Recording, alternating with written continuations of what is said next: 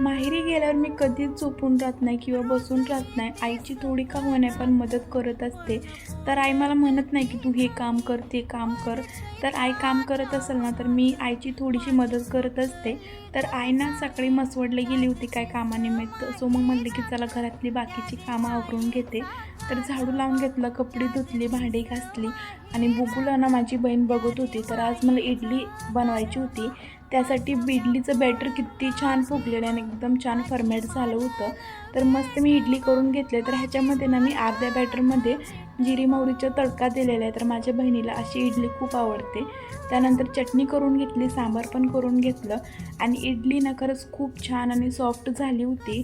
त्यानंतर आम्ही दोघींनीही खाऊन घेतलं, कारण मम्मीला यायला खूप उशीर झाला होता आणि भावाला पण आज त्याच्या हॉस्टेलला सातारला जायचं होतं. सो मग तो पण गेला आणि बुगूची तर मध्ये लुटपूट चालूच होती. त्याला वाटत होतं की मामा फिरायला चालला आणि मी पण जाणार आता.